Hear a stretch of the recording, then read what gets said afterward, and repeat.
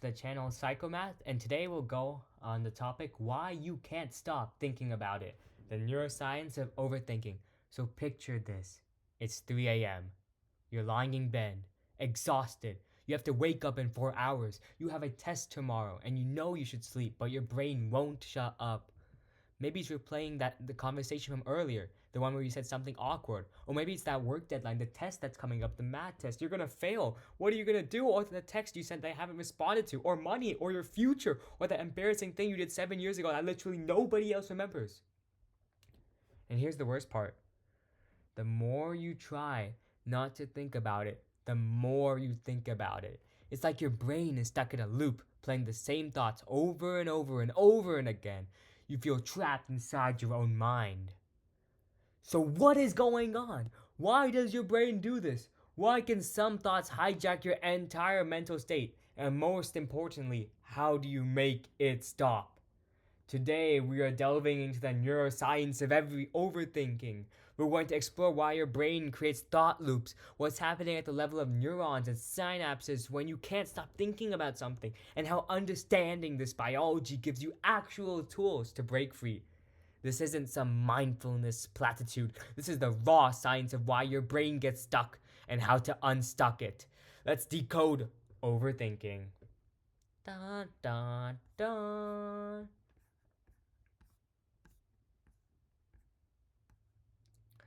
Let's start with what's physically happening in your brain when you overthink. Because overthinking isn't just a bad habit or a personality flaw, it's a biological process and it follows very specific rules. Remember from the last video, neurons communicate through electrical and chemical signals. When one neuron fires, it sends a signal to the next neuron. That neuron fires, which triggers the next one, and so on, and it fires and fires and fires. So it goes on, an arrow. So here's where it gets interesting. When a specific sequence of neurons fires together repeatedly, let's say the neurons that encode that awkward thing I said, followed by people judging me, followed by I'm socially incompetent, those connections strengthen. They become stronger. They level up. It's like your new Pokemon. They become like this big boy. Yeah, it's like evolution. Think about it. Pikachu becomes Raichu. Charmander becomes Charizard. Every time this pattern fires, the synaptic connections between these neurons get stronger. These neurotransmitters flow more easily. It goes from +2 to 3 pluses. Bigger and bigger and bigger, it gets stronger. And the electric threshold lowers, it becomes easier for this pattern to activate again. And here's the trap. If neuron A goes to neuron B, which connects to neuron C, which connects back all the way to neuron A, you've created a loop, a self-sustaining circuit. Once it starts firing, it keeps firing. The thought feeds into itself. This is what overthinking looks like at the neural level. You're not weak-minded. You haven't lost control. Your brain has literally created a physical loop, a circuit of neurons that activates itself repeatedly because the connections are so strong. You think about the problem, that makes you anxious. The anxiety makes the problem feel bigger. So you think about it more, which increases anxiety, which strengthens the loop, which makes it fire more easily. Next time. So it goes on and on and on, and that's why you overthink. So let's talk about Hebbian learning. Give it like 2 seconds.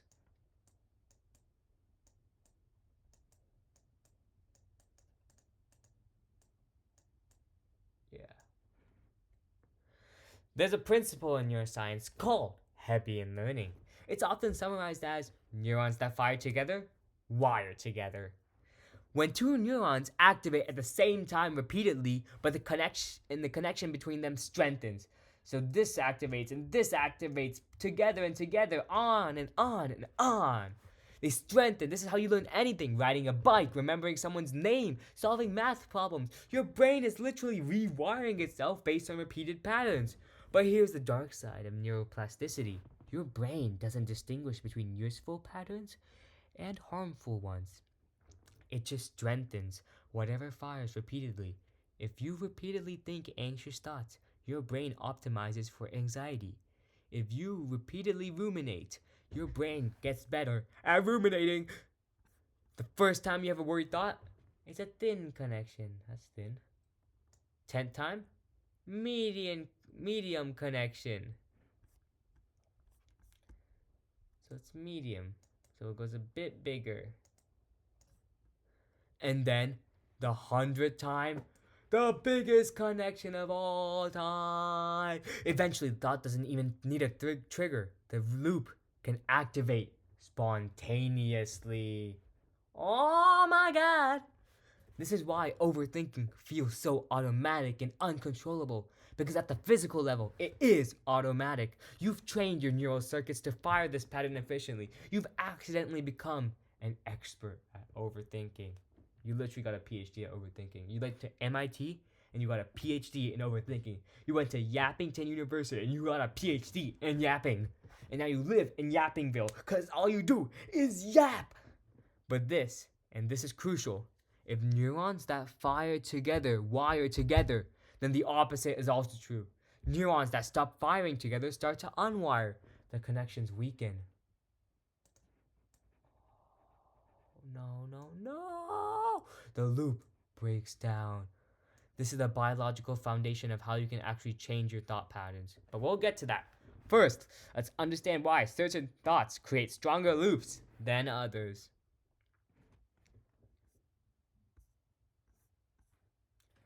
Not all thoughts create equal loops. You don't obsessively replay the time you made a good joke. You don't lie awake at 3 a.m. thinking, wow, I'm so competent and everything is fine. Your brain seems magnetically drawn to negative, anxious, and threatening thoughts. Why? Look at this bad boy over here, the amygdala. This is your amygdala. It's an ancient part of your brain, evolutionary old, and its job is survival. It detects threats. When it perceives danger, whether that's a lion or an awkward social interaction, it activates your stress response. Attack!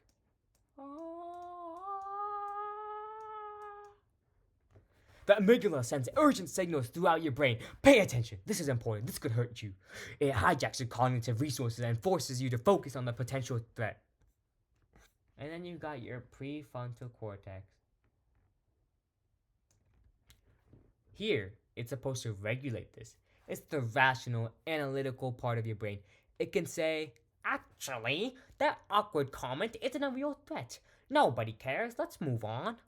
But when your amygdala is highly activated, when you're stressed, tired, or actually anxious, it overpowers your prefrontal cortex. The emotional brain wins. And once it wins, it keeps your attention locked on the perceived threat. This is why it creates loops. Your amygdala interprets the mere presence of the thought as evidence that it's important. If I'm thinking about this repeatedly, it must be a real threat. Better keep analyzing it. So think about it more, which keeps the amygdala activated, which makes your brain prioritize it, which makes you think about it more. This creates a loop. Whoa. Neuroscience shows that emotional experience creates stronger memories and deeper learning. Your brain evolved this way because remembering dangerous situations kept you alive. If you barely escaped a predator, your brain wants you to remember every detail so you can avoid it next time. But in the modern world, this same mechanism backfires. Your brain treats social embarrassment like a survival threat. It treats uncertainty about the future like an imminent danger. And it uses the same neural machinery, strong emotional encoding, repetitive activation, loop reinforcement, to make sure you never forget. This is why you can watch 100 nice things happen and barely remember them. 100 good stuff and they're bad. But one criticism will replay in your head for weeks, for months. Your brain is biased towards negative information because evolutionary, missing a positive opportunity was less costly than missing a threat. But you're not in the savannah anymore. You're in a world where most threats are just uncomfortable emotions, awkward moments, or uncertain futures. Understanding this doesn't instantly fix it, but it reframes it. You're not broken. Your brain is doing exactly what it evolved to do. It's just doing it in the wrong context. Oh my god! So let's make an important distinction because not all repetitive thinking is bad. There's a huge difference between rumination and productive processing, and your brain needs to know the difference. Look at this inward spiral. Rumination is like this. It goes tighter and tighter, reaches that singularity. You're thinking about the same thing on and on and on, but you're not making any progress. You're not solving anything. You're just replaying the same problem from slightly different angles, feeling worse every single time. Rumination asks questions it can't answer. Why did this happen? Why am I like this? What if this ruins everything? It focuses on the past and catastrophizes the future, and crucially, it does not lead to action. The neural signal of rumination is a closed loop with no exit. Oh. It traces inwards. Your brain is expending energy, but going nowhere, like a car stuck in mud, wheels spinning. You're just standing there doing nothing. You have nowhere to go. You're stuck between a rock and a hard place. You're stuck. But productive processing looks different. It's a wave that moves forward. You think about a problem, you extract information, you consider solutions, and you move on. There's progression. There is an endpoint. You're going somewhere. Productive thinking asks answerable questions. What can I learn from this? What's one thing I can do differently? You don't have that circle around. You have places to go. You have things to see. You have people to meet. Forward movement. You get progress here. It focuses on the present and actionable future, and it leads to closure. Here's the neurological difference. Productive processing activates your prefrontal cortex, the problem-solving, planning, rational part of your brain. Rumination activates the default mode network and keeps your amygdala engaged. You're stuck in threat detection mode without engaging solution mode. This spiral, the key to breaking it, to go from rumination to processing. It isn't to stop thinking. You need to move from the closed loop to the forward wave. Let me give you a concrete example. Okay, so imagine you said something awkward at the party. Like you're here, you're partying, you got the little hat on, party hat. Yay! And then let's say you say something awkward like 6'7". And like with the great meme we said and everything, nobody likes 6'7" anymore, so there's a lot of mad faces. Everyone's mad. And they say, you're bad. And then you're like, why did I say that? Everyone thinks I'm weird now. I always do this. What's wrong with me? I should just never talk. But I can't stay silent. When I talk, I embarrass myself. Why am I like this? Notice, you get no answers, no action, just looping self-criticism. But processing sounds like, I said something awkward. That feels uncomfortable. What actually happened? Most people probably didn't notice. Those who did probably forgotten. If someone brings it up, I can laugh it off. Next time, I'll pause before speaking. Okay, I've learned something. I'm moving on. Notice, this time you get acknowledgement, perspective, action, closure. The neural difference is huge. Rumination strengthens the anxious loop because you're repeatedly activating the same pattern without resolution. Processing weakens the loop because you're deliberately creating an exit path. You're training your brain that is thought pattern on end. This is pattern interruption at the neural level. Instead of letting the signal go endlessly, you're forcing it onto your new path. You create a branch path where the loop can exit. Every time you consciously redirect from rumination to processing, you're physically rewiring your brain. You're breaking the loop. You're weakening it and strengthening a new pattern, one that has an ending. Do this repeatedly and the loop loses its power. The connections thin. The automatic activation decreases. This is neuroplasticity working in your favor. The same mechanism that created the overthinking loop can destroy it, but it requires deliberate practice. Your brain won't rewire by accident. You have to intentionally create the new pattern. Alright, let's get practical. How do you actually break a thought loop when you're stuck in one? Here are strategies based directly on the neuroscience we just covered. Strategy 1: Pattern interruption. When you notice you're looping, you need to break the circuit physically or mentally. Let's try physical first. Okay. You need attention. Come on, stand up. Splash cold water on your face. Do 10 jumping jacks. Count backwards from 100 by 7s. These actions force your brain to allocate resources elsewhere, disrupting the loop's activation. You're literally competing for neural bandwidth. Your brain can't run the anxiety loop at full strength while simultaneously doing complex counting. You're starving the loop of activation it needs to sustain itself. Strategy 2: Externalize the thought. Write it down. Say it out loud. Record a voice memo. Get it out of your head and into the external world. Your working memory has limited capacity. When a thought is looping, it's occupying your mental RAM. Externalizing it frees up that space. Your brain can stop rehearsing because it's stored elsewhere. The loop loses its grip. Strategy 3: Deliberately activate a different pattern. We're redirecting here. When you catch yourself ruminating, forcefully redirect to a different mental task. Describe your surroundings in detail. List things you're grateful for. Solve a puzzle. Read something complex. Neurons that fire together, wire together. But neurons that don't fire together start to unwire.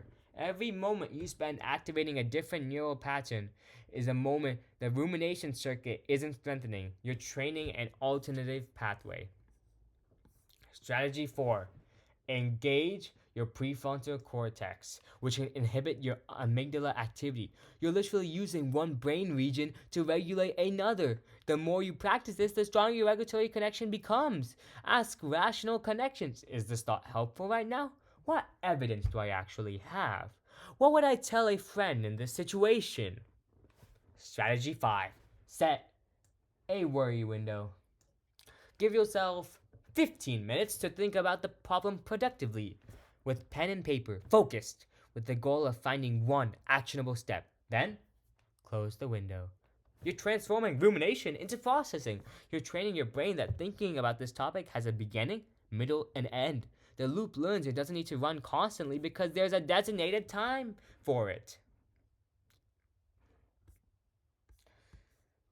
Here is the strategy that makes everything else possible: awareness. You can't interrupt a loop you don't notice. The first step is catching yourself in the act of overthinking. Awareness. I'm looping right now. I'm going on and on and on with no end. I can't stop. But you have a choice. Do I want to continue or do I want to interrupt it?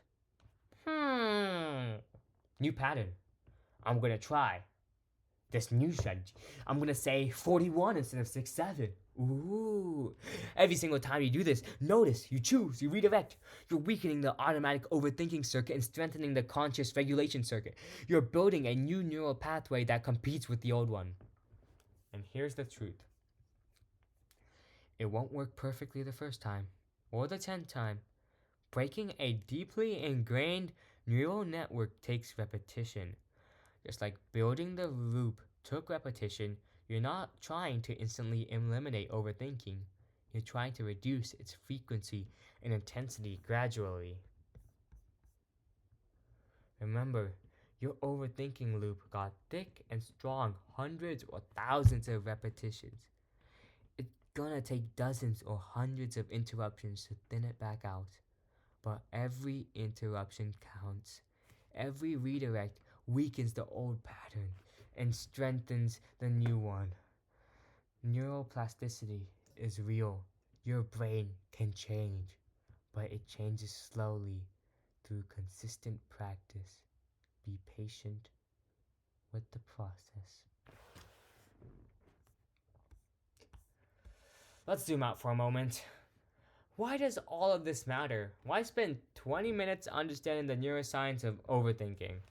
Because understanding the mechanism changes your relationship with the problem. When you don't understand why your brain overthinks, it feels like a mysterious curse. You feel powerless, you blame yourself, you think you're fundamentally flawed. But when you understand it's a neural loop, a physical circuit in your brain that got strengthened through repetition and can be weakened through different repetition, it becomes a problem that you can work with. You're not broken. You're not weak. You're not crazy. You have a strong neural connections and pathways that aren't serving you. That's it. That's the whole problem. And strong connections can be weakened. New connections can be built. I want to be clear. This isn't toxic positivity. I'm not saying just think positive and your anxiety will disappear. I'm saying that your brain is a physical system that follows rules, and when you understand the rules, you can work with them instead of against them. Overthinking feels infinite, but it's not.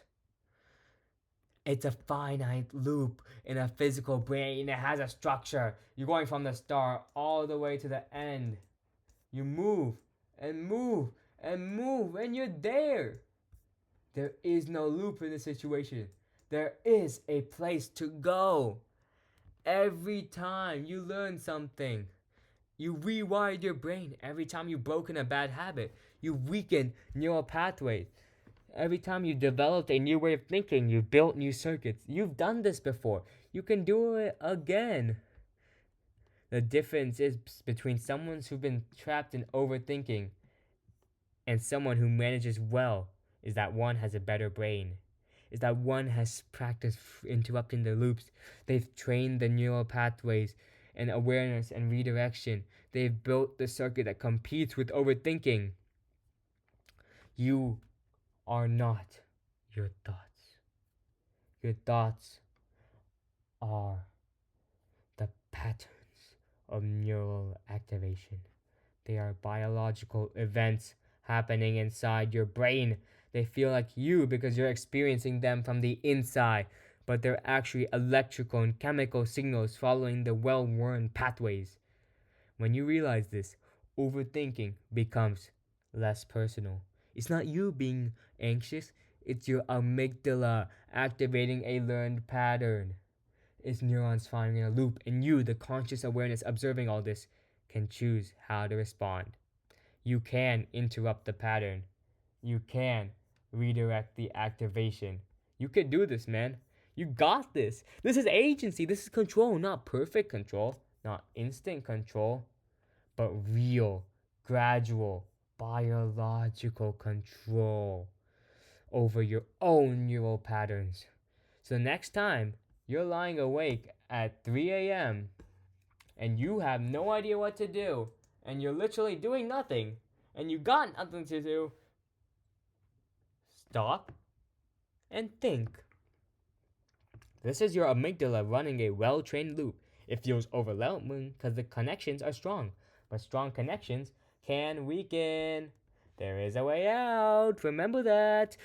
Because you can't stop thinking about it because your brain learns to think about it automatically. But your brain can learn something new. And that process starts the moment you recognize the loop for what it is. It's biology, not destiny. This is Psychomath, where we decode the mathematics, biology, and psychology behind your mind. If this helped you understand your own brain better, there's more to explore. Next video, we're diving into how memory actually works, while you remember some things and forget others, and what that reveals about how your brain constructs reality. Your brain is the most complex object in the known universe. Understanding it is understanding yourself, and that understanding is the first step towards change. So if you like this video, please like and subscribe, and also in the comments, just say what you think, Come on. I want to know, man. I want to improve. I want to help you guys learn. And by the way, I have this secret project that's coming up. We're going to get a website soon, okay? So keep your eyes out for that. Thanks for watching. Now go and interrupt some loops.